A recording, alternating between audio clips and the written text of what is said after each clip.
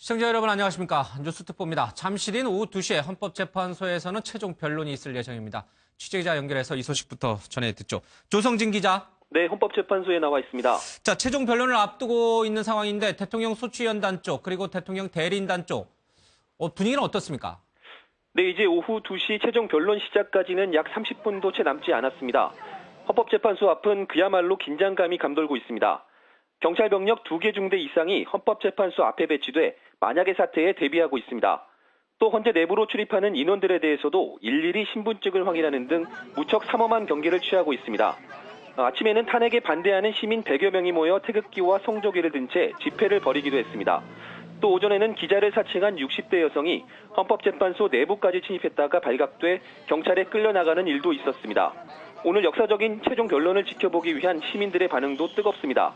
오전부터 이미 헌재 방청권을 받으려고 그 정문 앞에 시민들이 길게 줄을 선 상황입니다. 조 기자, 박근혜 대통령은 오늘 헌재에 출석하지 않는다라고 이제 이미 확정이 돼 있는 상태고 양쪽의 이 대리인단 또 이 소추위원단은 어떻게 변론에 임할 생각입니까? 네, 박근혜 대통령이 출석하지 않기로 하면서 절차는 13년 전 노무현 전 대통령 탄핵 심판을 거의 그대로 따를 전망입니다. 우선 재판부가 양측의 출석을 먼저 확인한 뒤 국회 측부터 최종 변론을 시작합니다. 이어 대통령 측도 최종 변론을 진행할 예정인데 사실 어느 정도의 시간이 걸릴지는 아직 알 수 없습니다. 다만 선례를 봤을 때 통상 30분씩 주어지는 변론 시간을 훌쩍 넘길 것으로 예상됩니다. 노무현 전 대통령 탄핵 심판 당시에는 3시간 넘게 걸렸습니다. 여기에 변수도 있습니다. 대통령 측은 최종 변론에 들어가기에 앞서 헌재 재판부에 강한 이의를 제기할 것으로 보이는데요. 이정미 재판관의 후임 인선 절차 착수를 이유로 최종 변론을 연기해달라는 요청을 할 가능성이 큽니다.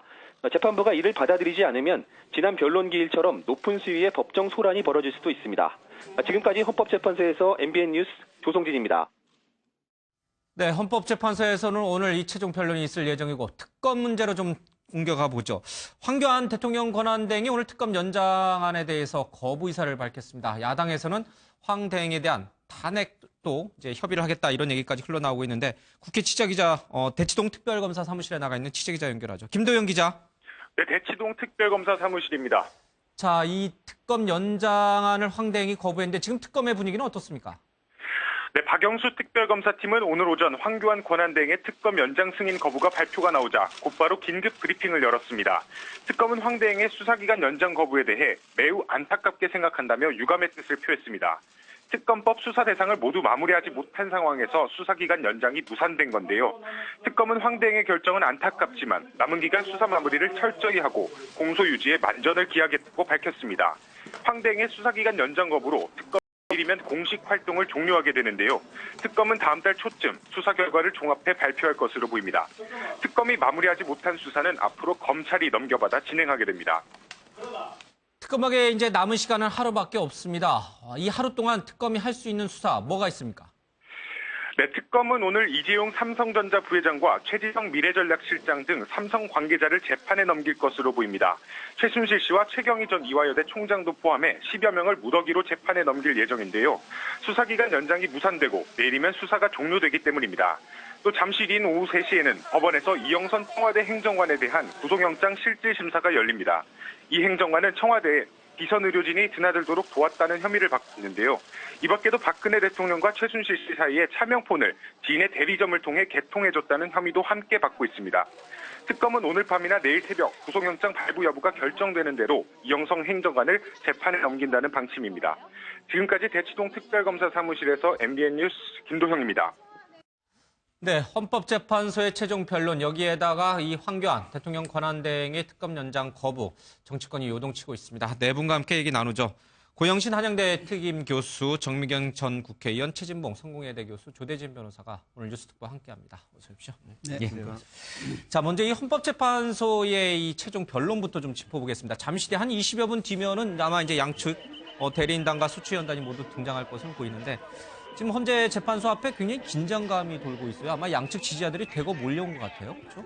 오늘이 이제 마지막 예. 최종 변론이라는 게 이제 마지막 사실상의 재판이 오늘 끝나는 거예요. 예. 그 다음부터는 이제 재판관들끼리 모여서 회의를 해요. 평이라고 예, 부르는 그걸 거. 예. 평이라고 이제 하지요. 예. 그러니까 이제 양쪽에 이제 지지하시는 분들이 예. 오늘을 기점으로 해서 이제 기다려야 되는 거잖아요. 예. 그러니까 오늘 아마 헌법재판소 앞에 다 모이셔가지고 하는데 제가 볼 때는 늘 이 법치주의라는 게 사실은 현장 속에서 바닥에서 어떻게 일어나냐면요. 법치주의가 흔들리면 권력을 가진 사람, 힘 있는 사람은 어떻게든지 살아남지만 예. 그렇지 않고 힘이 없고 약하고 여성, 장애인 이런 예. 경우에는 그 피해를 다 받게 돼 있어요. 그렇기 때문에 저는 정말 자제해달라 예. 이렇게 정말 부탁드리고 싶습니다. 예. 지금 이제 화면에 보이고 있습니다만은 기자를 사칭한 한 60대 여성이 헌재에 이 진입을 시도하는 그런 일도 있었어요. 안 그래도 이정미 재판관에 대한 헌재 재판소장 권한대행에 대한 테러 위협도 좀 있었지 않습니까? 물론 이제 장난이었다 이렇게 이제 뭐 잡히긴 했습니다만은 제대로 마지막 최종 변론이 이루어질 수 있을까 그 부분도 좀 우려가 됩니다. 일단은 그 정도로 국민들의 관심사가 지금 집중돼 있는 거를 뭐 양측 변호인단도 다 대리인단도 알 거고요. 근데 다만 이제 정상적인 변론은 이루어지기 좀 힘들 것으로 보입니다. 예. 박근혜 대통령 측 대리인단은 말씀 주신 대로 이때까지의 절차가 모두 헌법적으로 맞지 않다라고 지금 예. 항변하고 있는 상황이고요. 그렇기 때문에 변론을 종결해서는 안 되고 더 속행을 해야 된다라는 주장입니다. 예. 그렇기 때문에 이번에 나와서 언급은 하지만 변론은 하지만 이게 최종 변론이 아니라 이때까지의 재판 절차가 잘못됐다는 항변을 하는데 그칠 가능성이 높고요. 예. 그러니까 그런 부분들도 필리버스터식으로 김평호 변호사가 이렇게 이끌어 나갈 가능성이 높습니다. 예. 그리고 이제 마지막으로 남은 한 가지 변수가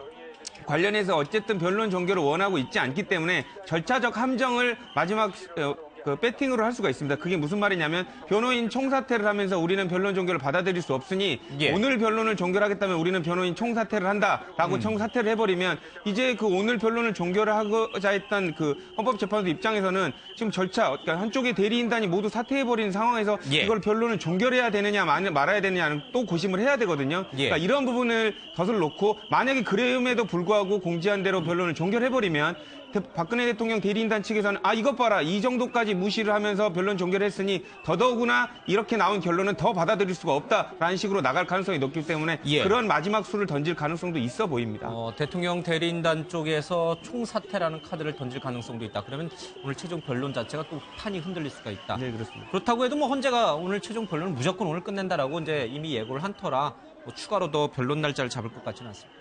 지금 화면에 보니까 이 헌재 이 앞에는 대통령 퇴진을 요구하는 사람들이 좀 헌재 진입을 이제 탄핵에 반대하시는 분들이 혹시나 헌재로 진입할까봐 그걸 막기 위해서 저렇게 서 있고 또 길 건너편 쪽에서는 대통령 탄핵을 반대하시는 분들이 성조기와 태극기를 흔들고 있습니다. 저런 것들이 사실은 재판관에게 영향을 주지 않잖아요. 왜 저럴까요? 실질적으로 재판관들한테 어떤 재판을 하는데 영향은 없으리라고 봅니다. 그럼에도 불구하고 저런 행동들을 보다 보면 아무래도 사람이기 때문에 재판관도 심리적으로는 서석구 변호사죠? 예, 뒷모습만 봐서 정확히 서석구 모르겠습니다. 변호사 들어가시니까. 머리가 흰 걸로 봐서는 서석구 변호사 같죠? 예. 재판관들도 아무래도 심리적으로는 좀 압박을 받을 거예요. 예. 특히 최근에 이 태극기 집회를 하시는 분들이 예. 뭐 살해 협박, 뭐 위협까지 그런 이렇게 글을 올리기도 하고 예.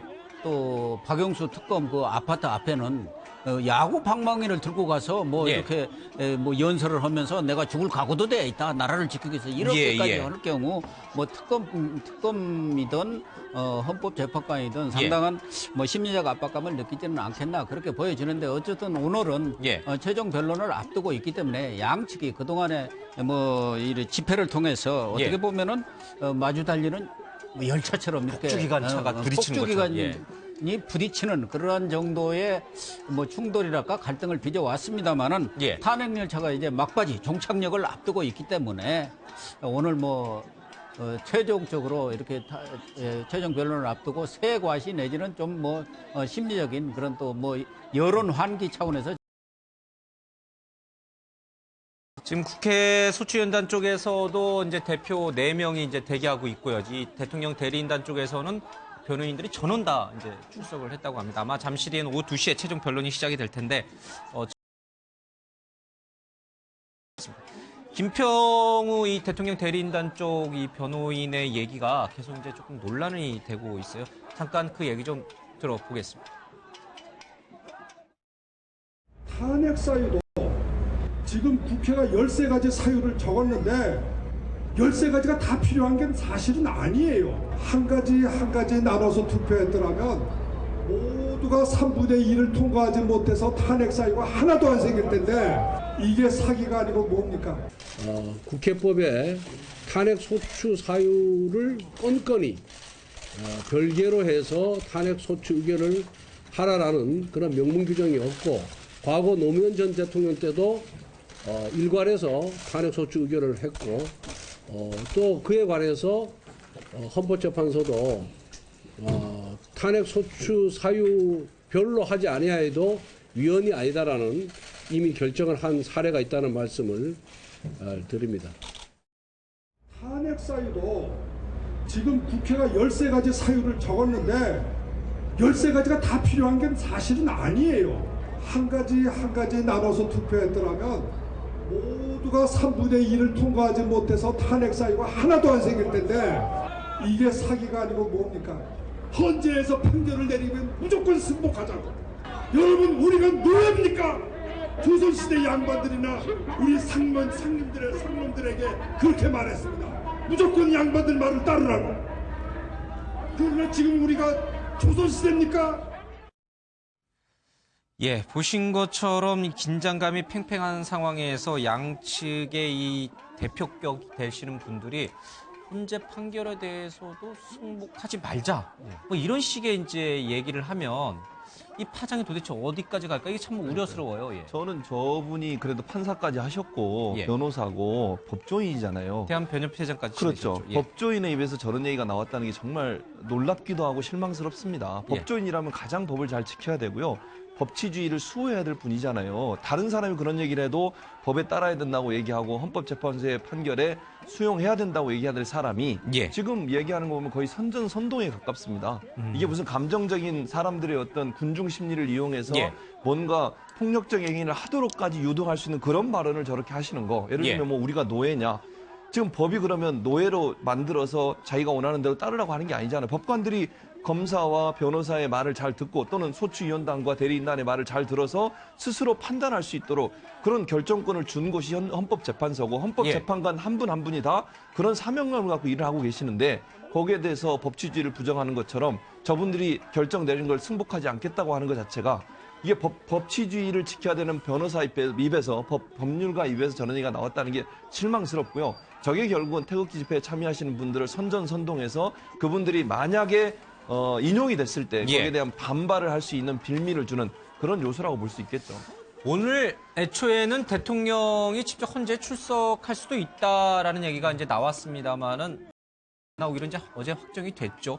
대신에 서면으로 아마 자신의 이제 입장이라든지 이런 걸 제출했고 아마 대통령 대리인단이 그거를 쭉 읽을 모양이에요.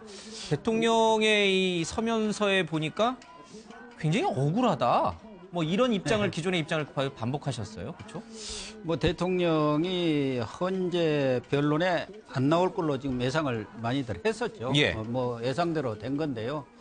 사실은 대통령이 본인 얘기대로 그동안 예. 뭐 쭉 얘기했던 대로 뭐 미르 K 스포츠 설립이라든가 이런 것도 순수한 뜻이고 예. 또 뭐 거기에서 어떠한 이익도 취하지 않았고 뭐 잘못이 없다 한다면은 헌재에 나와서 떳떳하게 자기 변론도 하고 자기 주장도 하고 그걸 밝히는 게 가장 합당한 도리이죠. 예. 그러나 뭐 그동안 뭐 여러 차례 얘기들이 많이 나왔습니다만은 헌재에 나와서 뭐 이런 국회 측 소추위원이라든가 헌법재판관들의 그런 송고 질문 이런 부분이 좀 부담스럽기도 했을 뿐만 아니라 뭐 이런 결과가 예. 경우에 따라서는 역풍이 불어올 수도 있고 또 후에 검사의 그런 그 조사를 받을 경우 또 불리익한 그런 예. 면으로 작용할 수 있기 때문에 여러 가지를 감안해서 일단 안 나오기로는 한 것 같습니다만은 예. 일단 오늘 최종 이런 변론에서는 본인의 그런 그 준비 서면 예. 그것을 가지고 변호인이 나와서 대통령의 어떻게 보면 대독을 한다고 할까요? 그렇겠죠. 그런 것을 예. 하는 것 같습니다. 그러나 뭐 박근혜 대통령은 지금까지도 한 번도 지금 국회에서 소추한 13가지 그런 헌법과 법률 위반에 대해서 승복한 적이 없고 단 예. 한 가지 있다 한다면은 연설문 일부 도움 받았다는 거. 그 예. 외에 대해서는 자기가 국가를 위해서 또 통치 행위로서 한 행위이기 때문에 전혀 잘못이 없다. 예. 뭐 그런 입장을 이번에도 똑같이 뭐 나와서 피력하지 않겠나 그렇게 보여집니다. 예, 대통령의 이 서면서에는 무슨 내용이 들어갈지는 사실 대부분 다 유추가 돼요. 그러나 이 앞서 이제 잠깐 우리 고 교수님이 말씀하신 연설문 일부를 고쳤다는 부분에 대해서는 이미 특검 수사 결과 일부가 아니라 한 95건 정도가 이제 확인이 됐죠. 그리고 전화 통화도 수십여 차례 이 비선 통화가 있었던 것도 확인이 됐고, 그렇지만 그럼에도 불구하고 대통령은 끝까지 이 사익을 취한 바 없다. 미르케이 스포츠재단은 선의로 국정을 위해서 한 것이다. 이런 얘기도 좀 하고 계시고, 그 논리가 헌재 재판관들을 움직일 수 있을지 어떻게 보세요?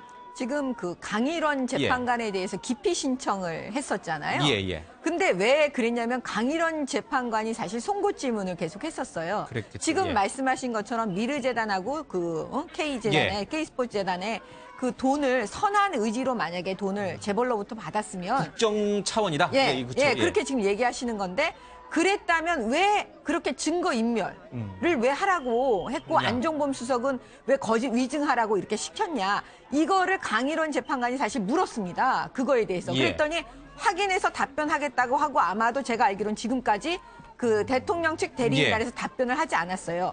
이 질문 박근혜 대통령 출석하면 당연히 이 질문 나오겠죠. 왜 국정 차원인데 그렇게 몰래 했느냐? 그렇죠. 왜 증거를 다 없애려고 했느냐? 이 질문에 대한 이제 답변을 직접 하셔야 되는 거예요. 예. 그렇기 때문에 제가 볼 때는 그 질문을 답하기가 어렵잖아요. 사실은. 서면에 그렇게 썼지만 헌법 재판관을 움직이기가 쉽지 않다. 왜냐하면 지금 여기 나오셔가지고 박근혜 대통령은 그냥 혼자 그냥 진술만 하기를 원했는데 헌법재판소 측에서는 진술만 갖고는 안 되고 우리 측의 신문을 받으셔야 한다라고 얘기를 했기 때문에 저는 부담스러웠을 것 같아요. 예. 또 한 가지 대통령 서면서에 들어가 있을 내용으로 추정되는 게 세월호 7시간 관련한 내용이 분명히 들어가 있을 거예요. 그동안에 많은 언론에서 잘못된 보도도 분명히 있었어요. 뭐 세월호 7시간 동안 대통령이 시술을 받았을 것이다. 뭐 이런 보도가 사건 초기부터 불거져 왔는데 그 부분은 확인되지가 않았잖아요. 결국은. 그렇죠? 7시간의 행적은 결국 뭐 일부는 드러났습니다만 최종적으로 시술했는지 안 했는지 그 여부는 확인되지는 않았어요. 미확인이에요. 뭐 일부에서 뭐 김영재 원장에 관련된 뭐 횟수라든지 이런 부분들이 나오긴 했지만 특정된 시점으로 딱 특정 지을 수는 없는 부분이고요. 또 그 당시에 정황을 제일 잘 알고 있었을 것으로 보이는 이영선 행정관이 입을 다물고 있기 때문에 관련된 부분을 헌법재판소가 정확히 판단하기는 좀 어려울 것으로 보입니다. 이제 그 최종 변론에 관련된 진술서에도 관련된 부분을 구체적으로 이렇게 뭐 증거로 특검 조사를 통해 가지고 밝혀진 부분이 없기 때문에 애둘러서 아마 표현했을 가능성이 높고요. 다만 그 소명이라든지 대통령의 책무에 관련된 부분은 모두 이행을 했고 안 밝혀진 부분에 관련돼서는 사사로운 부분이다라고 지금 넘어갈 가능성이 높아 보입니다. 어쨌든 그렇지만 헌법재판소가 의구심을 갖고 있고 의심을 갖고 있는 부분에 대한 명쾌한 해답은 아니기 때문에 오히려 그런 부분이 변명으로 비춰질 가능성도 배제할 수가 없고요. 오히려 이런 부분들 때문에 만약에 지금 아까 의원님께서 말씀 주셨지만 헌법재판소로 나오면 명확히 물어볼 부분들이 많이 있었거든요. 그런 부분들을 직접 나가게 되면 오히려 추궁당하는 형식이 될까 서면 형식으로 대체한 거 아닌가라는 생각이 듭니다. 대통령이 지난번에 또 여러 번 얘기했습니다. 이게 억지로 엮어가지고 이렇게 키운 것이다. 뭐 특정 세력이 특정 언론이 뭐 이런 식의 이제 말씀을 많이 하셨잖아요. 그 무엇이 그러면 억지로 엮은 것인가? 그 내용에 대한 세부적인 뭐랄까 이제 해명이랄까요? 아니면은 반박이랄까요? 이런 것들이 서면서에 오늘 담겨 있었을까요? 저는 그렇다고 생각하지 않습니다. 그냥 말만 표현만 좀 그렇게 표현만 있고. 그러니까 그 말의 표현 자체는 자신의 억울함을 표현하는 과정에서 나온 말이지 오늘 서면에 어떻게 엮였다는 말은 구체적으로 하지 않을 것 같아요. 다만 본인이 생각할 때 본인이 지금 한 푼도 챙긴 적이 없고 도움도 제한적으로 받았다고 하는 날을 반복적으로 얘기할 것 같고요. 만약에 국회 소추인단에 주장한 부분들의 많은 부분을 본인이 변명하는 그런 시간으로 그런 자료를 쓸 가능성이 있어요. 늘 이제 박근혜 대통령의 커뮤니케이션 스타일을 보면 일방향적이에요. 그러니까 쌍방향이 아니라 개인의 생각과 개인의 어떤 변명이나 말만 하려고 하세요. 그러니까 헌재에 나오는 것도 사실 나오려다가 안 나온 이유가 헌재 재판관들한테 요청을 했지 않습니까? 대리인단이 만약 나오는데 질문을 안 받게 해달라. 그러면 나올 가능성이 있다고 보는 거죠. 그런데 질문을 해야 된다고 얘기하니까 결국은 포기하고 서면으로 준비하고 인터넷 TV죠. 인터넷 예. 모 TV에 출연하셔서도 질문도 보면요. 국민들이 궁금해하는 거 물어보지 않았어요. 대부분. 본인이 변명하고 싶은 내용을 묻고 답변하는 형식. 결국 자기가 생각하는 내용을 전달하는 도구로 그 매체를 사용했었고요. 또 예. 신년 기자회견이라고 기자들 모아놓고 얘기할 때도 보면 본인들이 하시고 싶은 얘기만 주로 하셨어요. 그런 스타일로 본다고 하면 오늘 그 최종 변론이라고 본인이 내시는 예. 것도 결국은 본인의 억울함을 일방적으로 주장하는 내용이 담길 가능성이 있다고 봅니다. 예. 저는 덧붙여서 한 말씀 드리면 특검도 지금 대면 조사를 다 받는다겠다 안 받았지 않습니까? 뭐 그 지난번 검찰 조사도 예. 안 받았지만 이 부분도 뭐 명목상은 양측에서 합의한 조사 일자와 장소를 공개해서 신뢰할 수 없다 이런 얘기를 가지고 지금 거부가 돼가지고 이렇게 예. 협의가 이제 안 돼서 사실상 특검 조사도 안 받는 그런 예. 형국이 됐는데 이 부분에서 아마 제가 추측하기는 대통령 측에서 가서 원칙적으로 이렇게 대면 조사를 받지 말고 예. 미리 조사할 그 질의서를 주세요. 그러면 내가 가서 그 질의서를 보고 낭독 그러니까 대면 조사가냐 대면 낭독을 하겠습니다. 예. 이런 것을 좀 요구했던 거 아닌가 하는 생각이 들어요. 말하자면 지금 헌재도 그거 아닙니까? 가서 질문 안 받고 말하자면 헌재 출석 낭독을 하겠다는 거예요. 예. 자기 준비한 서면만 가지고 와서 낭독을 하겠다는 건데 특검에서도 아마 물밑 협상의 가장 예. 핵심은 말하자면 미리 이렇게 국회 같은데 그 답변 뭐 하는 것처럼 미리 질의서를 주면은 그거 가지고 답변서 만들어 가지고 와서 이렇게 예. 말하자면 형식만 모양새만 대면 조사를 하겠다 문의만 대면 조사를 하겠다 이러는 것 때문에 양측이 합의가 안 된가 아닌가 하는 추측을 합니다. 알겠습니다.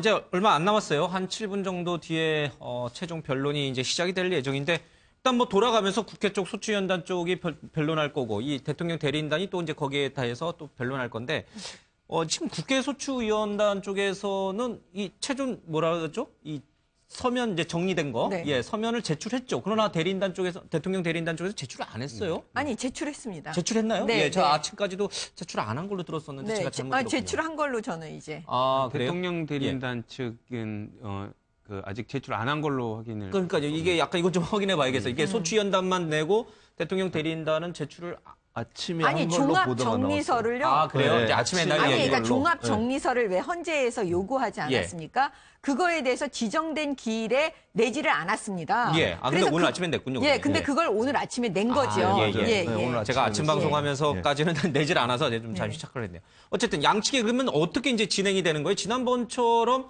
대통령 대리인단 쪽에서 약간의 필리버스트라고 하나요? 쭉 한 변호인이 얘기하고 그 다음을 또 이어서 쭉쭉 하면서 상당히 오랜 시간 갈 것이다 이런 전망도 있던데. 제가 볼 때는 지금 김평우 변호사를 주목해야 합니다. 예. 김평우 변호사가 지금 그 태극기 집회에 나가서 그 연설하는 걸 예. 들어보면 오늘의 이 최후 변론, 말하자면 최후 변론이거든요. 예. 여기에 오셔가지고 정상적으로 얘기하실 것 같지가 않아요. 여기서 말하는 정상적이라는 건 뭐냐면 지금까지 헌법재판소 안에서 예. 법률 전문가들이 하는 그런 법적인 논쟁을 하시지 않으셨기 때문에 예. 그 태극기 집회에서 하셨던 그 얘기를 그대로 옮겨와서 정치적인 얘기를 할 거라는 그렇죠. 얘기죠? 정치적인 얘기를 하시고 예. 제가 볼 때는 이제 공정성과 이런 부분에 대해서 계속 흠집을 내실 거예요. 예. 그리고 나서 제가 볼 때는 전체적으로 다 할 말씀을 하시고 예. 전부 다 퇴장하지 않을까. 저는 그런 생각이 듭니다. 알겠습니다. 지금 제 화면에 누가 이렇게 좀 경찰이 누굴 데리고 가는 것 같죠? 저쪽 어딘가로 데리고 가는데 아마 지금 기자를 사칭해서 60대 여성 한 분이 이제 헌재 들어가다가 이제 잡혔다는 얘기가 들리고 지금 화면에 보는데 경찰들이 또 어떤 분을 이렇게 끌고 간다고 해야 되나요? 예, 데리고 이제 저쪽 탄핵 반대 집회하는 쪽으로 들어가는 모습이 보였습니다. 아마 길 하나 사이로 이제 양측이 대척하고 있기 때문에 자칫 이제 감정이라든지 이제 흥분 상태가 돼서 충돌이 일어날까봐 아마 서로 못 가게 서로 상대 진영으로 넘어가지 못하도록 경찰이 차단하고 있는데 그 틈을 뚫고 누군가 또 저쪽 헌재 재판소 진입을 시도했던 모양인 것 같습니다. 말씀 계속하시죠. 그러면 이 대통령 대리인단 지난번 노무현 전 대통령 때는 이 변론이 최종 변론 기간이 한 3시간 남짓 걸렸어요. 그렇죠? 오늘 헌재 재판관들은 무조건 끝까지 듣겠다. 하고 싶은 말 다 해라. 다만 변론 날짜를 옮길 일은 없겠다. 뭐 이 정도 각오잖아요. 그러면 한밤중까지 갈 수도 있지 않을까? 뭐 정치적 구호가 됐든 아니면 그게 뭐 법리적인 구호가 됐든 뭐가 됐든 간에 대리인단 쪽에서도 할 말 많다. 뭐 끝까지 하는 거 아니에요?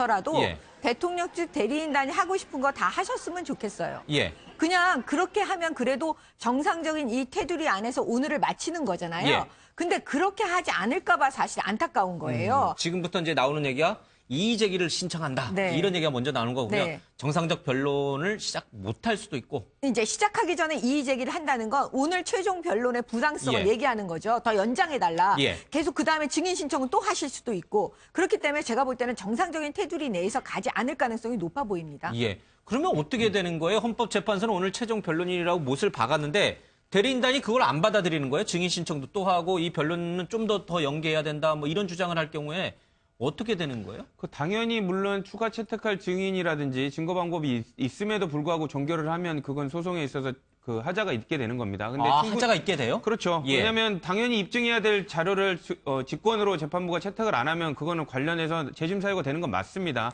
근데 지금까지 충분하게 입증할 시간이 있었고 재판장이 합리적 판단을 했다는 이런 어느 정도 합리적 근거가 있어서 이제 관련된 소송 지위에 따라서 변론을 종결하는 것은 문제가 없고요. 관련된 판례들도 이런 부분에 따라서 소송을 종결하는 것이 재심 사유가 되지 않는다는 여러 가지 판례들도 있거든요. 예. 근데 지금은 이제 대통령 측 대리인단에서는 우리가 여러 번 증인을 신청을 하고 여러 가지 입증 방법, 뭐 예를 들면 녹취록에 관련된 부분을 검증을 하자 법정에서 이런 부분을 받아들이지 않았다고 해서 예. 재판부가 임의적으로 강일원 재판관이 증거 채택에 관련된 직권 사항에 관련돼서 재심 사유를 발생할 수 있는 사유가 있었다라고 하고 있지만 사실상 헌법재판소 재판관 이정미 권한 대행은 그 얘기를 하고 있거든요. 예. 너무 많은 시간이 있었다. 그리고 그 전에 대리인단들이 추가되기 전에도 그런 시간은 충분했고 지금 박근혜 대통령 대리인단이 추가로 요구하는 증인이나 증거 방법들도 예. 이미 특검이나 검찰 조서를 통해 가지고 이미 확인된 부분이 대부분이기 때문에 심증에 어떤 영향도 미치지 않는다는 취지로 얘기를 하고 있거든요. 예. 그렇기 때문에 이 부분을 박근혜 대통령 대리인단 측이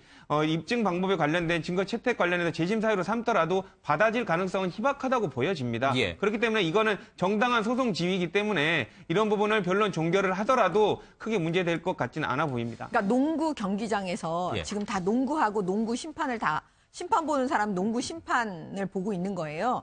근데 이제 박근혜 대통령 측 대리인단이 축구하면서 왜 우리한테 공정하게 하지 않냐 이렇게 얘기하면 안 받아들여질 게 너무 뻔하잖아요. 예. 지금 그런 형국으로 보여요. 전문가가 볼 때는 그렇습니다. 농구장에 와서 이제 축구하겠다 이렇게 하는 걸로 보인다. 네. 예. 농구장에서 농구를 해야죠. 축구를 하면 안 되죠.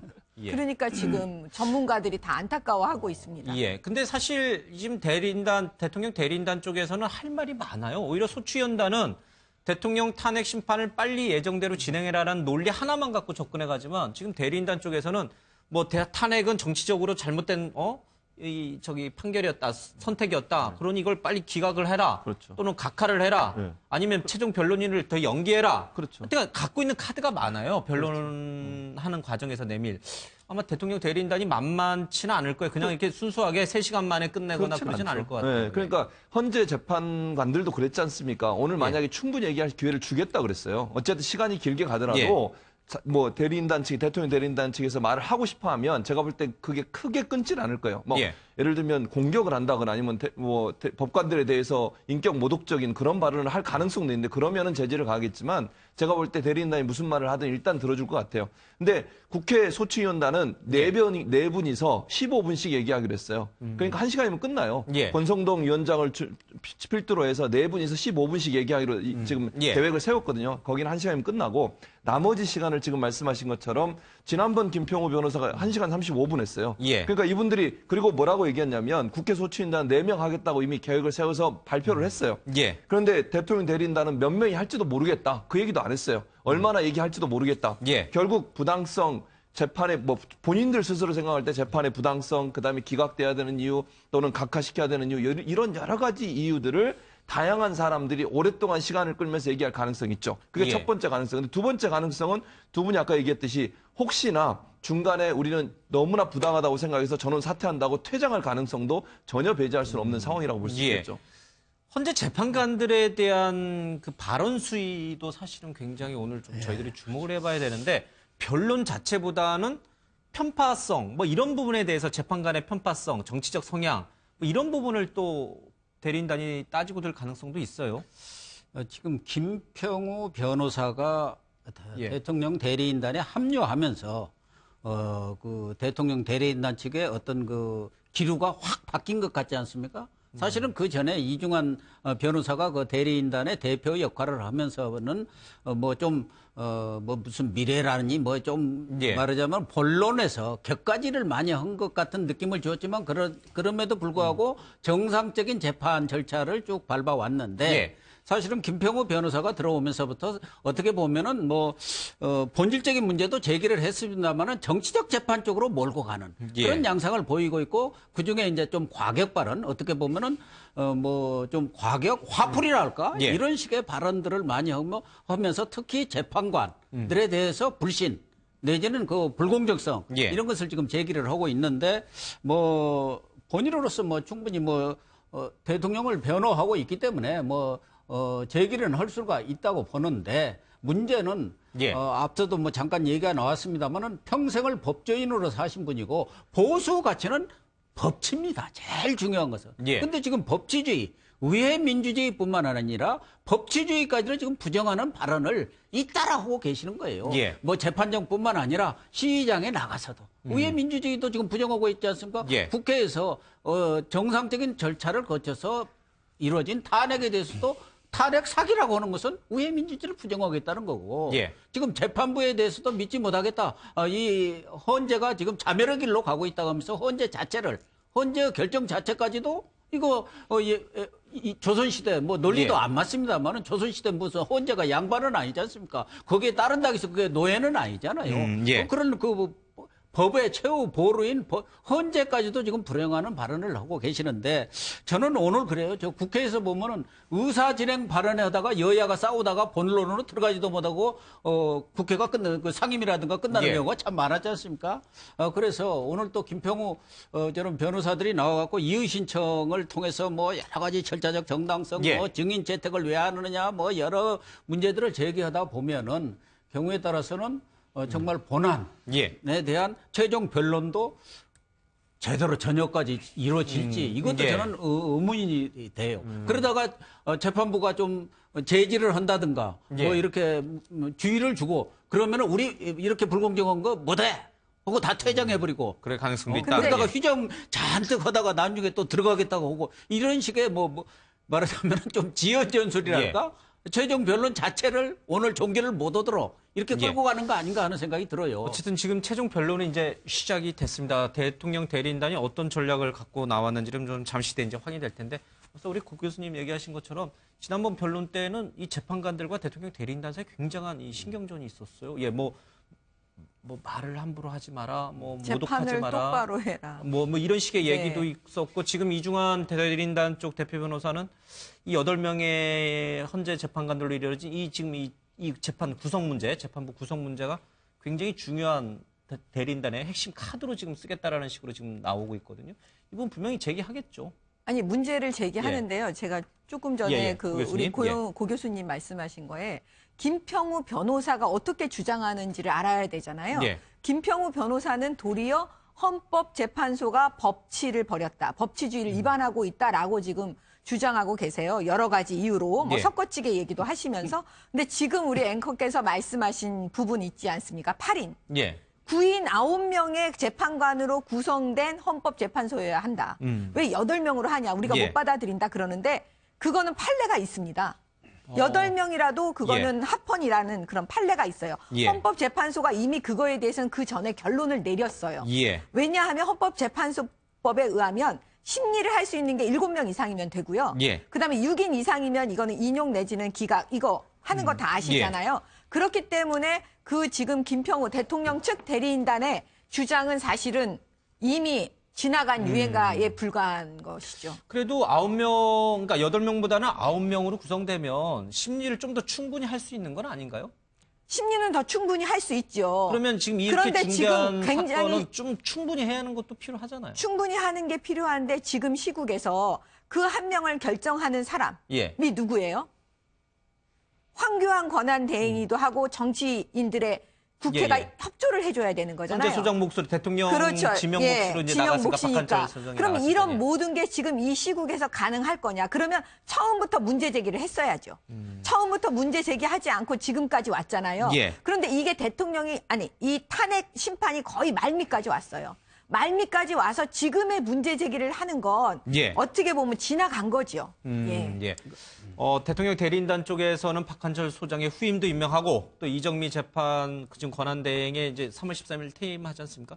그럼 그 이후에 후임도 임명을 해서 9명 체제로 간 다음에 다시 이 사건을 충분히 좀 해보자. 아마 이게 이제 오늘 핵심 전략이 될 것 같아요. 일단 9명으로 헌법이 그거를 요구를 하고 있기 때문에 9명으로 예. 맞춰 하는 게 제일 좋죠. 근데 이제 그게 부족하더라도 7명에까지 모자라지 않으면 그게 판결하는데 위헌성은 없다라고 지금 아까 의원님께서 말씀하신 예. 대로 판례가 있습니다. 그리고 만약에 지금까지 박근혜 대통령 대리인단이 국회 소추인단이 제시하는 증거들에 대해서 구체적인 반박을 할 정도로 치열하게 법리적인 논방이 있었다면 이거는 더 지켜봐야 될 가능성이 충분히 있다고 보여집니다. 예. 하지만 박근혜 대통령 측 대리인단이 국회 소추위원단이나 특검이 내놓는 자료에 대해서 개별적이고 구체적인 반박을 하는 경우가 거의 없었습니다. 그리고 그런 데다가 오히려 지연하는 듯한 모습을 너무나도 현격히 보여줬기 때문에 예. 이번에 관련된 주장을 사건이 심판되기 성숙도라고 하죠. 거의 판결만 하면 되는 상황이 있어서 다른 절차적인 문제를 제기하는 것은 이건 시간을 끌려는 것으로밖에 보이지 않는 부분이고요. 예. 헌법재판소가 바라보기에도 이런 부분들 아까 말씀 주셨지만 오히려 중요한 문제는 당연히 그 시간을 갖고 천천히 판단하는 게 좋습니다. 하지만 예. 너무 쉬운 문제, 너무 명확한 증거, 너무 명확한 증거들이 남아있는 경우에는 시간을 끌 필요가 없어서 빨리 끝내야 되는 것이죠. 예, 지금 이제 최종 변론이 시작이 됐고요. 예상한 대로 대통령 대리인단 쪽, 그러니까 대표 변호사인 이중환 변호사 얘기인데 재판부 구성 문제를 이제 들고 나왔네요. 이게 뭔가 부당하다. 이런 얘기를 지금 아마 시작을 하고 있는 것 같습니다. 근데 보통요, 재판부가 이렇게 열심히 재판을 하는 경우도 없어요. 왜냐하면 열심히 한다는 건 뭐냐면 이 정국을 예. 빨리 좀 이렇게 마무리를 지어주겠다는 사실이 어떤 국민의 뜻과 헌법재판소 측의 재판관도 아마 그런 판단을 해서 빨리빨리 우리가 열심히 할 테니 빨리빨리 따라와 주세요. 열심히 해주세요. 사실 이게 밑바탕에 깔려 있는 건데 예. 우리가 전문가들이 볼 때 안타까워하는 건 박근혜 대통령 측 대리인단이 너무 열심히 안 하는 거예요. 예. 너무 지연작전하고 이러니까 그래서 헌법재판소 재판관을 설득하지 못한 게 아닌가. 사실 이런 우려를 합니다. 알겠습니다. 이제 어떻게 최종 변론이 진행이 되는지는 저희들이 이제 속보 자막을 통해서 좀 실시간으로 알려드리겠습니다. 이 최종 변론이 끝나도 문제일 것 같아요. 이제 말씀하신 대로 이제 평의에 들어가잖아요. 그렇죠? 네. 그러니까 이제 재판관들이 이제 입장을 쓰는 거란 말이에요. 이게 최종 결론을 내기 위해서. 그 평의 과정에 들어갈 때 지금 이정미 권한대행의 경우에도 지금 신변 위협을 받고 있다 이런 얘기 있는데 정상적으로 이 평의를 하고 그다음에 자신들의 의견을 담을 수 있을까 모르겠어요. 뭐 재판관들이 뭐 일부 위협이 있다고 해서 예. 뭐 이런 어떤 평의 또 자기의 의사 결정에 예. 큰 뭐 장애 요인은 되지 않는다고 봅니다. 이정미 재판관은 저희 아파트 가춘줄에 살아가지고 요즘 보면은 그 파출소에서도 가끔 순찰을 도우는데 차가 왔다 갔다 하더라고요. 그래서 뭐 지금 나온 얘기로는 이정미 권한대행이 양측의 최후 진술은 되도록 1시간 이내에 해달라. 그러니까 다 합쳐서 1시간 이내는 아닌 거죠. 각각. 한 사람이 한 분, 한 한 분, 명이 한 분. 얘기를. 네. 지난번에 근데 김평우 우리 변호사께서는 1시간 35분을 하셨어요. 그러니까 1시간 이내로 좀 줄여달라. 예. 너무 길게 하는 경우 올 저녁 12시도 넘길 수도 있지 않습니까? 예. 그러면 내일로 넘어가는 거니까 그런 것 같은데 어쨌든 이제 최종 변론이 끝나면은 본격적인 이제 평의에 들어가지 않겠습니까? 그거 평의에 들어가면은 뭐 재판관들이 다 오래된 법조 경험들을 갖고 계시니까 그동안에 나왔던 증거라든가 증인들의 그런 뭐 여러 가지 진술 또 뭐 법리에 따라서 아마 법과 우리가 흔히 말하는 법과 양심에 따라서 최종 어떤 그 결론을 내고 그것이 지금 8명이니까 6명이 인용을 하면은 뭐 그대로 탄핵이 인용이 결정이 나올 걸로 보는데 뭐 세 분이 뭐 반대를 한다면 기각이 될 거고.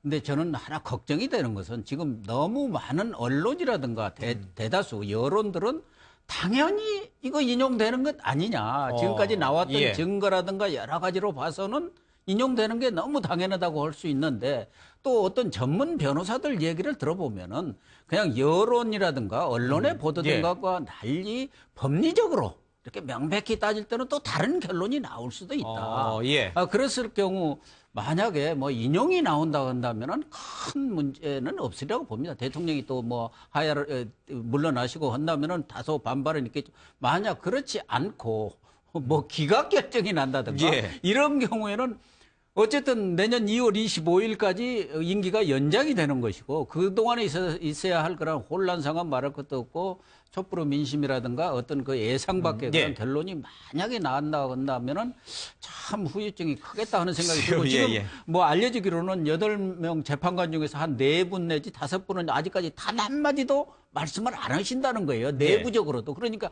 어떤 생각을 갖고 있는지 이제 본격적인 평에 들어가면은 의사들을 표현을 하겠지만 너무 애단해서 이렇게 이 얘기를 할 필요는 없지 우리 않겠지 하는 생각도 듭니다. 고 교수님은 이제 탄핵이 인용이 되면 별 큰 혼란은 없겠지만 만약에 기각이 되면 큰 혼란이 있다고 하는데 또 그렇지도 않습니다. 예, 이쪽 편에 계신 분들은 만약에 이게 인용이 됐다가는 뭐 아스팔트에 피가 넘쳐나고 뭐 내란이 일어날 거고 막 그런 얘기 많이 하지 않습니까? 근데 그 김평호 변호인이. 그러니까 어느 쪽으로 결론이 나도 상당한 혼란이 발생할 것은 뭐 예측이 가능합니다. 탄핵 심판의 결론을 물론 이제 나오기 전까지는 뭐 예단을 할 수는 없지만 저희들이 그래도 충분히 예상할 수 있는 근거가 되는 게 저희들은 이제 탄핵 심판, 대통령 탄핵 심판에 관련된 모의고사를 이미 한번 치렀습니다. 노무현 대통령 때. 그때 다른 기관이 아닌 헌법재판소 스스로 구체적인 기준을 나열을 한 적이 있습니다. 그래서 세부적으로 검토를 했었거든요. 그렇기 때문에 이번에 그 박근혜 대통령 탄핵 심판에 임하는 재판관들 같은 경우에는 물론 똑같이 중대하긴 하지만 그 기준을 그대로 적용만 하면 그렇게 어렵지 않게 결론을 내릴 수가 있고 그 당시에는 어떻게 보면 국민의 여론과도 배치가 될 정도로 정치적인 이유로 뭐 이렇게 탄핵 심판했다는 그런 비판도 있지 않습니까?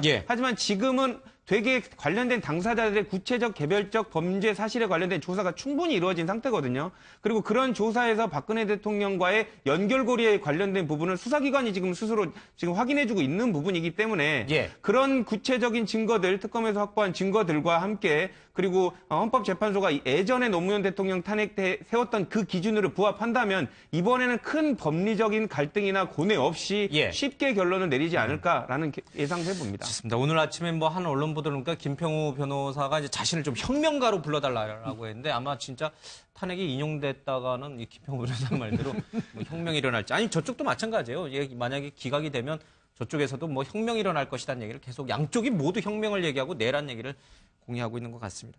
근데 잠깐 제가 하나 궁금한데 아까 이제 탄핵 그 소추연단 쪽에서 들고 나온 전략 가운데 뭐 여러 가지가 있겠죠. 대통령의 국정 수행 방식이라든지 아니면 최순실의 국정농단이라든지 여러 가지 이제 차고 넘친다는 그 증거들 가운데 왜 하필 세월호 7시간을 집중적으로 자신들이 변론을 하겠다. 탄핵 사유로 이 세월호 7시간을 밀겠다. 이게 오히려 불리한 거 아닌가요? 세월호 7시간에 대해서 대통령의 행적이 명확하게 확인된 게 없는데 이거를 탄핵 사유의 주 근거로 오늘 밀어붙이겠다. 이 전략이 맞는 거예요? 법률 전문가들 사이에서요. 거의 대다수가 사실 세월호 7시간은 탄핵 사유에 처음 들어갈 때 좀 저거는 적절하지 않다라고 사실 많은 얘기를 했었어요. 탄핵 사유로 보기가 어렵다라고. 어렵다. 왜냐하면 그 사고와 박근혜 대통령의 그 아침의 행위라든가 여러 가지 이런 지시라든가 이런 모든 거 아무것도 안 하셨으면 아무것도 안 하신 거 이게 사고와의 직접적인 상당 인과관계가 있느냐. 이 지점에서 많이 떨어지는 거예요. 그렇기 때문에 아마 법률 전문가들은 그거에 대해서 회의적이었는데 그 지점에서 이제 자신이 있으신 거죠. 대통령직 대리인단은 아니죠. 대통령직 대리인단은 원래 기본적인 상당 인과관계가 없다라고 아마 주장을 하실 거예요. 근데 지금 박근혜 대통령 측 대리인단에서 가장 가슴에 애리는 지점은 뭐냐면 뇌물 부분입니다. 이재용 삼성 부회장이 영장 재청구 되는 그 지점에 김평우 변호사님 등장하신 거예요. 그렇기 때문에 지금 뇌물 부분 때문에 이게 인용 가능성이 높아졌다라고 자체 판단을 한 게 아닌가 이런 추측이 됩니다.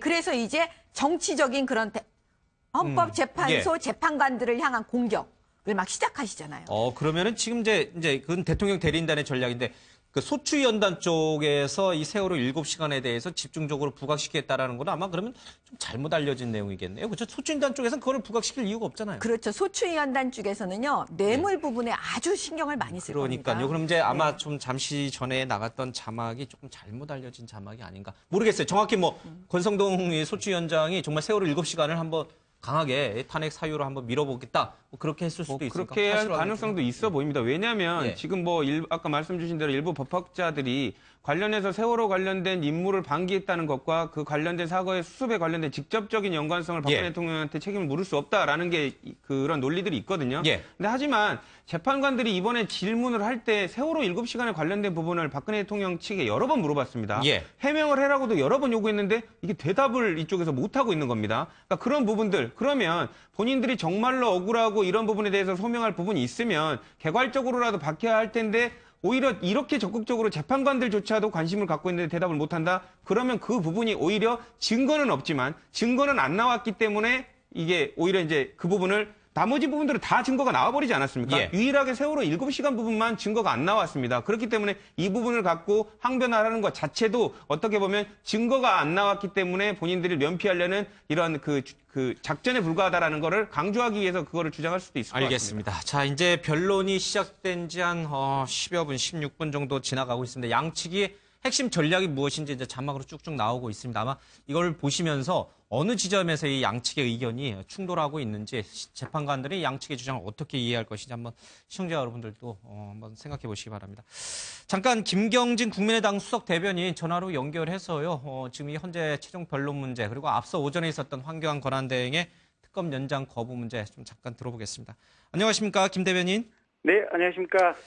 예, 저희들이 지금 화면으로도 보고 있습니다만 헌재 앞에서는 긴장감이 감돌고 있습니다. 양측의 이 지지자들이 뭐 충돌까지는 아니긴 합니다만은 서로의 입장을 강하게 주장하고 있는데 좀 걱정이에요. 이 탄핵 심판이 어떤 결과를 낳든지 간에 그것을 수용하지 않겠다라는 움직임이 양쪽 모두에서 감지되고 있는데 국민의당은 어떤 입장이에요? 근데 지금 이제 탄핵 재판 자체가 내려지기 직전이다 보니까 예. 양측 공이 기싸움을 하는 차원에서 수용할 수 없다. 자신들에게 불리한 결론이 나오면 그런 얘기를 하고는 있지만 예. 이쪽도 공이 결론이 내려진 이후에는 그거를 거부할 방법이 없습니다. 혁명이 일어날 것이다. 뭐 이런 얘기 하잖아요. 내란이 일어날 것이다. 피바다가 대한민국에 헌법 질서가 있고 국법 질서가 있고 예. 있는 지점이 있는데 혁명은 누가 혁명을 일으킵니까? 불가능한 얘기들이고요. 예. 차분하게 이 탄핵 재판 과정과 결과를 지켜보면 되고 예. 자신들이 생각했던 결론과 다른 지점이 나오면 그 점에 대해서는 또 논리적으로 비판을 하면 되는 것이고 예. 어쨌든 대통령 선거는 빨리 있으면 올해 5월 그다음에 천천히 그 정도 차이거든요. 예. 그리고 탄핵 재판이 인용이 되든 기각이 되든 이미 검찰이라든지 특검에 의해서 박근혜 대통령은 여러 범죄 사실의 공범으로 이 공소장에 기재가 된 이런 상태이기 때문에 예. 박근혜 대통령이 형사처벌을 받는다는 점에도 또 이견이 없습니다. 그래서 국민들이 예. 일단 좀 차분하게 지켜보시면 좋을 것 같습니다. 차분하게 좀 지켜보자. 예. 예. 뭐 말로는 그렇게 하지만 이게 차분하게 지켜볼 상황은 아닌 것 같습니다. 네. 양쪽 모두의 사생 결단의 이 아마 생각을 갖고 이 문제를 좀 지켜보고 있는 것 같습니다. 대통령 대리인단 쪽에서 이 이른바 8인 체제, 재판관 8인 체제에 대해서 계속 이의 제기를 하는 것으로 지금 전략도 아마 그렇게 나오는 걸로 저희들이 이제 확인이 되고 있습니다. 네. 8인 체제로 하는 것보다 9인 체제가 좋은 건 분명하지 않습니까? 조금 그렇죠. 이제 숫자 9명이 다 갖춰진 상태에서 재판을 하는 것이 가장 이상적이기는 하지만 예. 실은 이게 9인 체제가 필요하다고 주장해야 될 사람들은 국회의 탄핵소추인단입니다. 예. 그러니까 탄핵소추가 인용이 되려면 절대적으로 6명이 필요하지 않습니까? 그렇죠. 예. 근데 8명이나 7명으로 줄어들게 된다면 그게 국회에 불리한 것이고 대통령 측에서는 조금이라도 유리했으면 유리했지 불리한 내용이 아니거든요. 그렇죠. 예. 예, 근데 자신들에게 유리한 내용을 오히려 탄핵소추가 인용될 가능성이 높다고 보니까 거꾸로 그게 자신들에게 불리하다는 식으로 말을 만들어내고 있는 거거든요. 보면. 예. 그리고 그 헌법재판소법 23조에 보면 분명히 7인 이상이면 헌법재판 탄핵재판을 진행할 수 있고 결론을 낼 수 있다라고 못을 받고 있습니다. 예. 그렇게 명백하게 법 조항이 있는데도 불구하고 변호사란 분들이 그렇게 법정에서 헛소리를 하는 것은 조금 지나치게 금도를 벗어난 것이 아닌가 싶습니다. 예, 그 헛소리라는 표현은 좀 정정하겠습니다. 예, 네. 대통령 대리인단들도 나름의 논리를 갖고 얘기하는 거니까. 예. 네. 앞서 오전에 황교안 권한대행이 특검 연장안을 거부했어요. 이 국민의당은 어제부터 철야 농성을 했는데 예. 이 야당 쪽에서는 이 황 권한대행에 대한 탄핵을 좀 추진하겠다 이렇게 얘기를 하고 있어요. 국민의당 입장은 뭡니까? 저희도 아직 이제 그 당론으로 정하지는 않았는데 예. 그 황교안 대행이 9시 반에 발표를 한 이후에 의원들 약 한 7, 8명 정도가 모여서 잠정적인 구술 회의를 했습니다. 원내대표 주재로. 예. 그랬더니 대부분이 탄핵을 추진해야 되는 것이 아니냐라는 의견을 제시했고, 그래서 11시에 있었던 사당 원내대표단 회의에서 예. 저희 국민의당과 더불어민주당은 탄핵 소추를 추진하자 이렇게 얘기가 됐습니다. 예. 그 특검 연장을 안 하는 그 부분에 대해서 황 권한대행이 안 한 부분에 대해서 예. 자유한국당은 옹호하고 있잖아요. 여보세요? 예. 예. 그러니까 이제 이런 거죠. 가령 황교안 이제 권한대행은 이제 대통령 직무대행을 하고 있는데 예. 지난번에 특검이 청와대에 대해서 압수수색 영장을 발부받았지 않습니까? 예. 그러면 대통령 권한대행이라면 청와대 시설이라든지 이 경례에 대한 관리권이 있기 때문에 예. 이 압수수색이 정상적으로 진행될 수 있도록 황교안 대행이 적절하게 조치를 취해야 될 의무가 있는데 예. 이건 내 일 아니다라고 그냥 방기를 해버렸거든요. 예. 그래서 그런 부분이 직무유기다라고 지금 판단을 하고 있고요. 예. 두 번째는 이 특검법 자체를 처음에 국회에서 연장하겠다고 하는 각당의 합의를 전제로 해서 만들었던 부분이 있고, 예. 또 실제 수사 과정에서 목표했던 수사의 한 30-40% 정도밖에 지금 완성이 되지 않았습니다. 예. 그래서 재벌 수사라든지 또 검찰 내부의 우병우 사단 수사라든지 여러 가지 수사가 지금 미진했으면 당연히 한 달 정도는 수사기간 연장할 수 있도록 허가해야 되는 이게 기속 재량 사항인데, 예. 황교안 총리가 이걸 마치 생각을 하고 이게 불허를 했습니다. 예. 결국은 황교안 총리는 이게 박근혜 대통령 지금 검찰이나 특검에 의해서 이 범죄자로 규정이 되어 있는 박근혜 대통령의 호위무사를 자처하고 있는 것이어서 예. 황교안 총리의 직무집행 자체가 헌정 파괴 행위를 하고 있다. 이렇게 보고 탄핵을 추진해야 한다라는 의견이 대다수의 입장을 이룬 것입니다. 알겠습니다. 예. 오늘 말씀 잘 들었습니다. 고맙습니다. 네, 고맙습니다. 예, 국민의당 김경진 수석 대변인 얘기 들어봤는데 전화 연결 상태가 고르지 못해서 중간중간 좀 끊겼습니다. 좀 사과드립니다. 고 교수님, 네. 이 특검 연장 관련해서 지금 바른정당이 황 권한대행에 대해서 탄핵을 추진하는 것에서 발을 살짝 뺐어요. 아직 이제 입장을 정리 못한 것으로 전해졌는데 좀 부담스러운 건가요? 그러는 모양이죠. 바른정당의 요새 지지율이 워낙 오르지도 않고 예. 사실은 지난번 분리에 나갔을 때 보수 적통을 바른정당 쪽에서 가져가지 않겠나 그런 예상도 했습니다만은 예. 어쨌든 이렇다 할 대선 주자도 없고 사실은 반기문 전 유엔 사무총장한테 엄청난 기대를 하면서 많은 분들이 이렇게 탈당해 나가서 바른정당을 예. 만든 거 아니겠습니까? 그런데 반기문 총장이 깃발도 올리기 전에 내려버렸으니까 저쪽의 입장에서는 어려움을 당할 건 예. 불문가지인데요. 어쨌든 바른정당 입장에서는 지금 자신들의 전통적 지지층, 소위 예. 말해서 보수층, 중도층에서 외면을 당하고 있기 때문에 이 황교안 탄핵 문제에 대해서 다소 발을 뺀 것 같은데 저는 탄핵 자체 이 추진하는 것은 그렇게 썩 오르는 것은 아니라고 봅니다. 권한대행까지 정치적으로 황교안 총리가 말하자면 탄핵 연장을 거부한 데 대해서 얼마든지 예. 공격할 수는 있지만 이것이 과연 탄핵의 사유까지가 되느냐 이 부분에 하나의 문제를 지적하고 싶고 또 하나는 더불어민주당이 예. 그러면 전에 책임 총리를 먼저 했었어야 해요. 책임 총리 그거 허락할 때는 반대했지 않습니까? 그래서 책임 총리하고 그 후에 탄핵을 추진해도 아무 문제가 없었는데 그때 또 정치적 이해관계 때문에 예.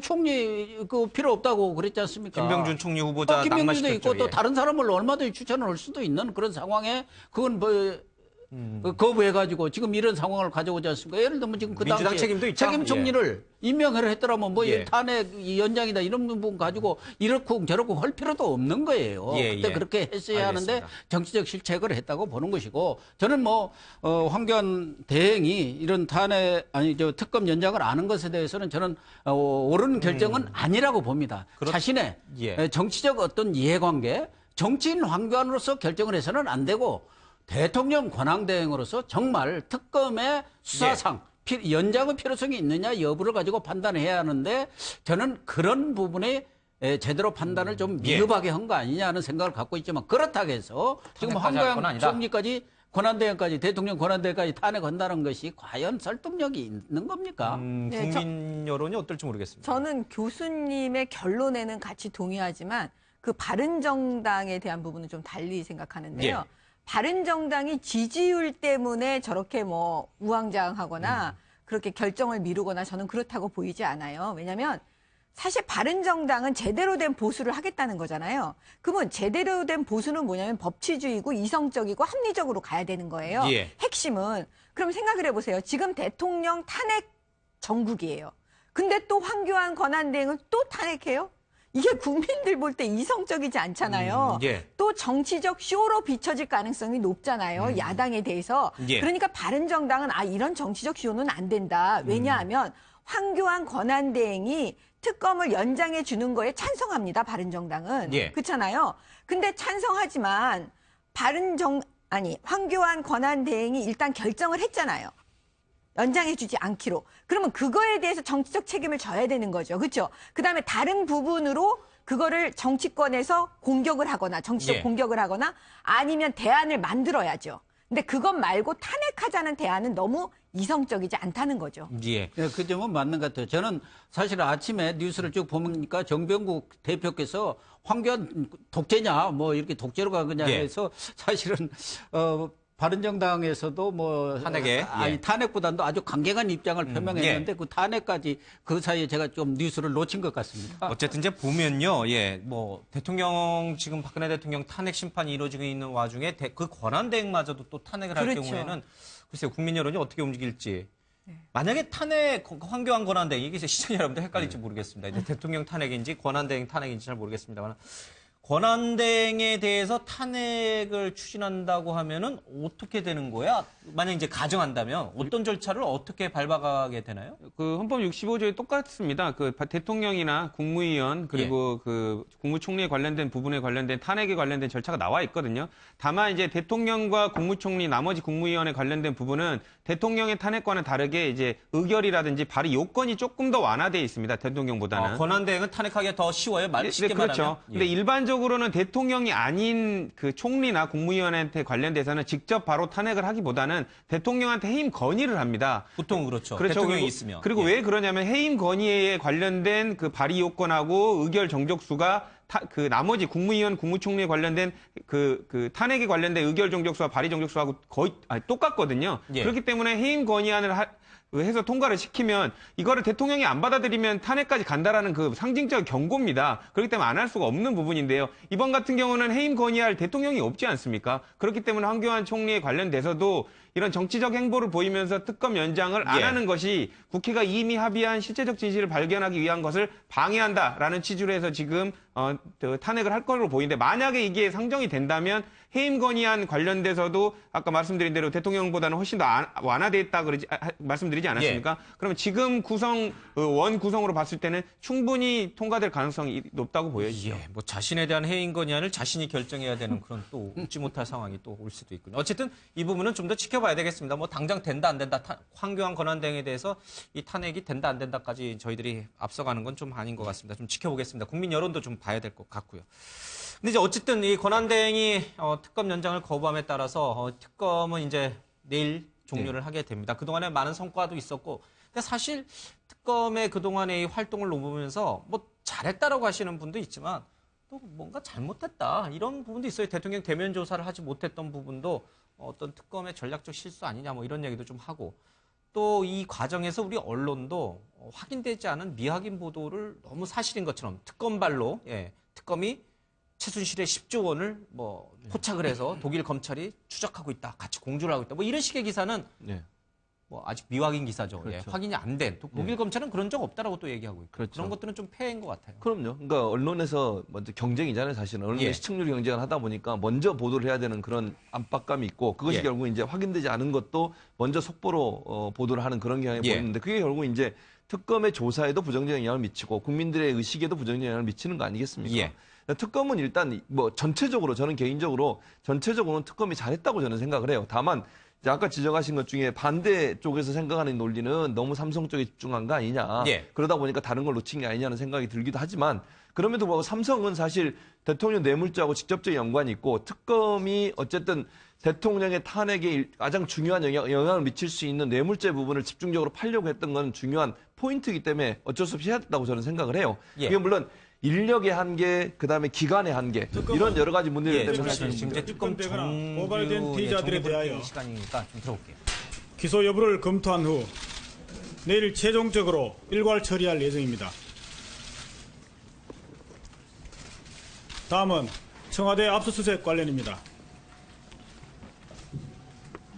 특검은 특검법 수사 대상에 대한 증거 수집을 위하여 청와대 압수수색이 반드시 필요하다고 판단한 후 2017년 2월 3일 청와대에 대한 압수수색 영장을 집행하고자 하였으나 대통령 비서실장 및 경호실장의 불승인으로 무산되었습니다. 이후 특검은 황교안 대통령 권한대행에게 협조를 구한 한편 법원에 영장 집행의 정당성에 대한 판단을 구하였으나 각하 결정을 받은 바 있습니다. 수사기간이 만료한 수사기간 만료가 임박한 현 시점에서 특검으로서는 청와대가 제시한 임의 제출 방식을 검토하였으나 실효성이 없다고 판단되어 현행법 해석상 청와대 압수수색은 최종적으로 불가하다는 판단을 하였고 영장 만료 기간인 내일 압수수색 영장을 반환할 예정입니다. 특검은 법원에서 적법하게 발부된 영장을 집행하지 못한 점에 대하여 매우 유감스럽고 아쉽게 생각하며 향후 이와 같은 사태가 재발되지 않도록 법원에서 제시한 바와 같이 입법적 해결 방안을 강력히 촉구하는 바입니다.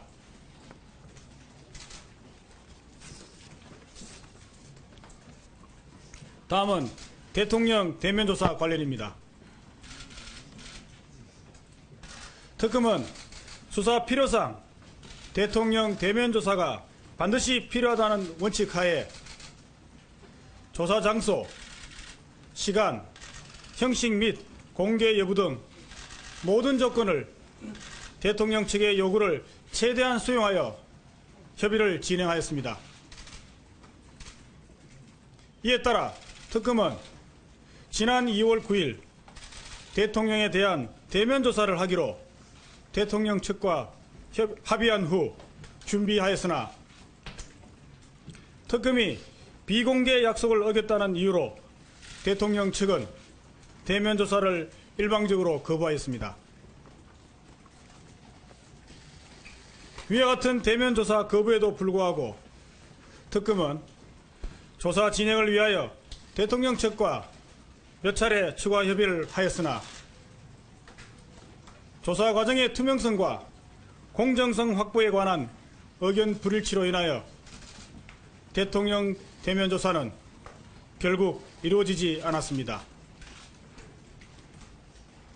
특검은 대통령 대면 조사가 무산된 것에 대하여 유감의 뜻을 표함과 아울러 매우 안타깝게 생각하는 바입니다.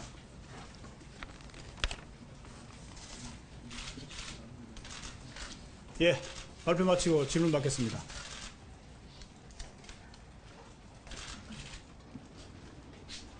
예, 마이크 여기 이쪽에.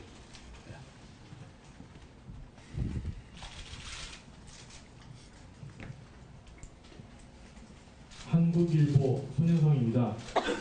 대통령 대면 조사 관련해서 최종적으로 결정이 난 시점에 어떠한 협의 과정에서의 난항이나 좀 사정들이 있었는지 그때 특검부께서 확정이 되면은 이제 말씀하시겠다고 했는데 조금 전에 이제 좀 막연하게 아마 말씀하셨지만 어떤 사정인지 좀 더 구체적으로 말씀해 주시길 바랍니다.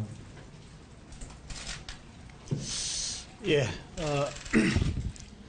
대통령 대면 조사가 그 1차로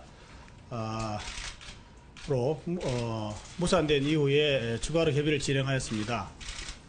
말씀드린 바와 같이 처음에 진행될 대면 조사에 가서는 특검이 모든 조건을 양보하였습니다만은 1차가 무산된 이후에는 그 상호 신뢰가 무너진 상황이라서 서로 간의 주장의 차이가 좀 있었습니다.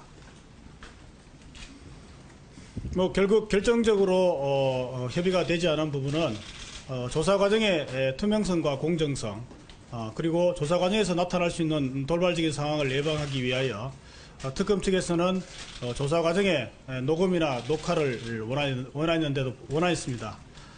이에 대하여 대통령 측은 녹음 녹화는 절대로 불가하다는 입장을 고수하였고 이와 같은 사정이 최종적으로 대통령 대면 조사에 무산되는 가장 결정적 이유가 된 것으로 알고 있습니다.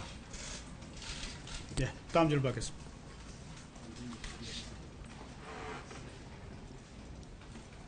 예, 말씀하십시오. 네, 저 미디어오늘의 성과형 기사인데요. 그 우병우 전 수석 관련해서 그 영장에 기재된 혐의로 불구속 기소하는 게 아니라 전체를 다 검찰에 수사하게 하겠다는 보도가 났는데 그에 대한 확인과 그 결정에 대한 특검의 판단 이유를 듣고 싶습니다. 예, 그 우병우 전 민정수석에 대하여서 그동안 검토를 해왔습니다. 오늘 최종적으로 수사기한 연장이 불성이 되었기 때문에 특검에서 선택할 수 있는 방법은 두 가지로 보여집니다. 첫 번째는 특검에서 현재 조사하고 영장 청구한 피사실을 기준으로 하여 불구속 기소하는 방안과 모든 지금까지 그 수사한 상황을 전체적으로 종합하여 검찰로 이첩하는 방안 두 가지가 아마 고려 대상인 것으로 알고 있습니다. 현재 아직까지 최종적으로 결정된 상황은 아니지만 두 가지 방안에 있어서 그 장단점을 특검에서는 고려하고 있습니다. 현재로서는 특검에서 수사했을 경우에 수사 대상의 제한과 그리고 지금 기소할 경우에는 다른 개인적인 비리에 대해서 조사가 되지 못한다는 그런 염려 때문에 현재로서는 모든 상황을 종합하여 검찰로 이첩하는 방안에 약간 무게가 실리고 있는 상황입니다. 최종적인 결정은 내일 할 예정입니다. 네, 말씀하십시오. 이태인 이종원입니다. 그 2월 9일날 한 차례 대면 조사가 이제 판사 직전까지 갔었기 때문에 예, 지금 이제 이규철 특검부 얘기를 듣는 도중에 헌법재판소 앞에서 약간 지금 소동이 일어난 것 같습니다. 얼핏 정확히 지금 화면에 드러나진 않습니다만은 이 태극기 집회 쪽 참가자와 경찰 사이에 약간의 충돌이 좀 있는 걸로 지금 보여집니다. 몸싸움이 일어난 것인지는 아직 좀 확인은 안 됩니다만은 많은 카메라 기자와 경찰들이 에워싼 것을 봐서는 약간의 물리적 충돌이 있지 않았나 이렇게 좀 생각합니다. 이게 참 걱정스러워요. 그러니까 오늘도 저렇게 걱정스러운 일이 지금 벌어지고 있잖아요, 사실 실제로. 근데 실제로 이제 인용이 되든 기각이 되든 그날이요. 제가 볼 때는 앞으로가 더 지금 문제가 심각합니다. 걱정스럽죠. 지금 정확히 어떤 일이 벌어졌는지는 확인은 되지 않습니다만은 경찰과 이 태극기 집회 참가자 사이에 약간의 물리적 충돌이 일어났고 경찰이 곧 정리를 좀 하고 있습니다. 앞서 이규철 특검부 얘기 가운데 내일이 마지막 종료니까 한숨을 쉽게 내쉬면서 다 털어놓은 것 같아요. 양측 대통령 변호인 쪽과 이 특검의 대면 조사 결정적 이유가 녹화, 녹음. 특검 쪽에서는 그걸 원했고 박 대통령 측에서는 그걸 원하지 않았다. 왜 대통령 측에서는 녹화, 녹음을 거부했을까요? 그거를 남겨놓으면 탄핵 예. 관련된 자료로도 당연히 제출될 수가 있고 추후에 특검 기간이 종료된 뒤에 여죄에 관련된 수사가 예. 인지가 되면 또 그것도 관련된 진술로서 비교할 수가 있거든요. 그리고 이제 뭐 어쨌든 대면 조사가 결렬될 가장 중요한 이유가 지금 나왔습니다. 예. 녹화 녹음 때문에 지금 안 한다는 게 가장 큰 이유였을 것으로 보이는데 이거는 청와대가 좀 착각하고 있는 것 같아요. 청와대의 박근혜 대통령은 참고인이 아닙니다. 피의자로서 지금 적시돼 있고 피의자 성격으로 지금 조사를 받는 것이고 다만 형사 소추만 안 될 뿐이지 지금 피의자로 조사를 받는 거거든요. 형사소송법에 보면 관련된 피의자에 관련된 영상 녹화에 대해서는 동의를 받을 필요가 없습니다. 알려주기만 하면 당연히 녹화를 할 수 있게 돼 있습니다. 그럼에도 불구하고 본인들이 이거를 협의해서 특권인 것처럼 활용해가지고 대면 조사를 안 받겠다? 크게 착각하고 있는 것 같습니다. 특검 쪽이 녹음 녹화를 양보할 수는 없는 거예요, 대통령. 그럼 나중에 혹시 말 바꾸기 조서와 또 다르게 대통령이 이제 난 그런 말 한 적 없다 특검 가서 이런 식으로 나올 가능성 때문에 특검도 양보하기가 어려운 건가요? 녹음 녹화 문제는? 혹시라도 제가 예. 볼 땐 그런 일은 없겠지만 혹시라도 정말 나중에 그 조사한 그 조서 자체가 내가 얘기한 거하고 다르게 되어 있다라고 대통령께서 얘기할 수가 있잖아요. 예. 그럴 경우에 특검은 또 엄청난 부담을 갖게 되니까 그거를 그때 당시를 그대로 그냥 녹화 녹음하는 게 사실 검찰 입장에서는 속이 편한 거죠. 예. 그렇기 때문에 아마 그걸 양보 못했던 것 같아요. 그러니까 예를 들면 방금 말씀하신 강압 수사나 아니면 뭐 폭언을 했다거나 뭐 그런 일은 없겠지만 그렇게 얘기할 수 있는 빌미를 주는 거 아니겠습니까? 검찰 예. 입장에 특검 입장에서는 녹음이나 녹화를 해놓으면 누가 봐도 공정하게 판단할 수 있는 근거 자료가 있는데 그게 없는 상태에서 나중에 논란이 되게 되면 없는 말도 만들어낼 수 있고 또 본인이 얘기했던 것과 다른 진위가 잘못 전달돼서 조서에 기록됐다고 주장할 수도 있기 때문에 그런 점에 있어서는 특검 입장은 당연히 다른 분도 아니고 대통령을 상대로 지금 조사를 하는 거 아니겠어요? 그렇다고 하면 녹음과 녹화가 필요한 부분이죠. 과거에 노무현 전 대통령 때는 어떻게 했어요? 그때 검찰에서 조사받을 때 다 녹음 녹화 돼 있나요? 그때 관련돼서 뭐 그 부분을 확인을 해봐야 되지만 일반적으로는 뭐 그 필요가 있다면 당연히 녹화를 합니다. 그리고 그 당시에는 이제 어떻게 조사가 됐는지 모르겠지만 지금 이번에 특검이 녹화 녹음을 하려고 했던 이유는 지금 관련돼서도 정당한 수사를 한 당사자들도 최순실 씨가 무슨 뭐 자기를 멸망시키려 하고 있다, 무슨 강압수사였다고 이미 얘기를 하고 있습니다. 근데 그거와 관련된 공모자라고 지금 분류가 되는 박근혜 대통령이 또 그 조사에서 똑같은 얘기를 안 하라는 보장이 없거든요. 더더군다나 지금 혹시라도 본인들은 정말 조심해서 특검이 조사를 했음에도 불구하고 이런 부분 확인할 수 없는 강압수사라는 주장이 나오게 된다면 박근혜 대통령 입에서 나오게 된다면 정말로 박근혜 대통령은 강압수사의 피해자 코스프레가 가능하게 되는 시나리오가 만들어져 버리는 것이죠. 그러니까 이런 부분을 예방하기 차원에서라도 이런 부분을 그냥 조사하기에는 너무나도 부담스러울 것으로 보입니다. 알겠습니다. 예, 언제 최종 변론이 시작된 지 한 뭐 40여 분 남짓 지났는데 글쎄 뭐 이게 열기가 너무 과열된다라고 해야 될까요? 어쨌든 경찰과의 약간의 물리적 충돌도 좀 있는 것으로 보입니다. 현장 그림 보고 있는데 정확히 어떤 일이 벌어진지 모르겠습니다. 계속해서 호루라기 소리 들리는 거 보니까 한쪽에서는 헌재로 진입하려고 하는 것 같고 경찰은 또 그걸 막으려고 하는 것 같고 그런 상황이 아닌가 싶기도 합니다. 저는 그러니까 안타까운 것은 뭐냐면 자기 의사를 표현하는 건 존중받아야 되지만 어떤 형태의 폭력적인 행위도 해서는 안 되고요. 경찰이 그거에 대해서는 처벌을 강하게 해야 된다고 생각해요. 그래야 양측 의원이 건전하게 자기 생각을 얘기할 수 있는 기회가 보장되는 거지 저런 식으로 어떤 형태로 폭력적인 행위를 하는 것 자체를 그냥 묵인하면 저게 더 크게 번질 수 있어요. 그럼 경찰 입장에서는 단호하게 대처를 했으면 좋겠습니다. 이정미 권한대행에 대해서도 신변 위험 문제가 좀 있었지만 이 박영수 특검에 대해서도 집 앞에 몰려가서 몽둥이를 들어야 될 때가 됐다. 뭐 이런 그러니까 얘기들이 지금 많이 저것도 마찬가지입니다만은 어느 정도 기싸움이라는 성격이 있기 때문에 뭐 좀 소리를 지른다든가 깃발을 흔든다든가 할 수는 있어요.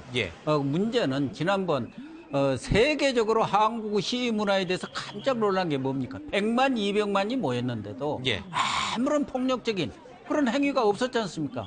오히려 경찰차에 올라가는 거 그 시위하는 사람들이 내로라기 갖고 진정을 시키고 또 끝난 뒤에도 청소 깨끗이 함으로 인해서 한국의 정치적 수준뿐만 아니라 폭력 문화 이건 정말 세계적인 어떤 그 시위 문화에 대해서 정말 어디 유네스코에 등록해야 할 정도라는 그런 찬사가 나왔는데 지금 우려되는 것은 태극기 집회가 시작되면서 상당히 파괴가고 거기에 뭐 야구 방망이다 쇠차 흥살까지도 뭐 들고 나와 쇠 파이프까지도 들고 나왔다는 얘기들이 나오고 있고 또 거기 태극기 집회에 가서 말하자면은 뭐 탄핵 관련된 어떤 유인물을 나눠주다가 폭력을 당했다는 얘기까지 지금 나오고 있지 않습니까? 여러 가지 얘기들이 나오고 있는데 그것은 정말 우리 보수의 가치는 책임과 법치라든가 이런 것들인데 그런 부분들을 지금 방기하고 있는 것이고 더군다나 예를 들면은 특검 앞에 가서 특검 사무실 앞에 가서 어느 정도의 뭐 시위를 한다든가 그건 용인이 되지만 지금 박영수 특검의 집 앞까지 가서 평온한 그 개인의 삶 거기는 박영수 특검만 사는 게 아니지 않습니까? 그 아파트에는 다른 주민들도 다 사는데 거기 가서 다른 주민들의 평온한 삶까지도 파괴하는 그런 행위는 있을 수도 없는 데다가 아침에 내가 텔레비를 보면서 보니까 어떤 분이 뭐 이 야구 방망이를 들고 와서 나는 8살 먹은 딸한테 내 생명은 나라에다 바쳤다. 말하자면 내가 이거 야구 방망이를 휘둘러서 무슨 일이 벌어져서 내가 혹시 감옥에 가더라도 뭐저라 하는 뜻의 그런 애들한테 그런 얘기까지 했다고 하면서 뭐 아주 자랑스럽게 나와서 연설을 하던데 정말 어떤 시임을 하든 폭력은 없어야 합니다. 알겠습니다. 지금 헌법재판소에서는 최종 변론이 진행이 되고 있고요. 환경권한대행은 이제 특검 연장을 거부했습니다. 야3당은 이 탄핵을 추진하겠다는 얘기까지 있습니다. 정치권이 좀 혼란 속으로 빠져드는 것 같습니다. 오늘 뉴스 특본 여기서 접겠습니다. 고맙습니다.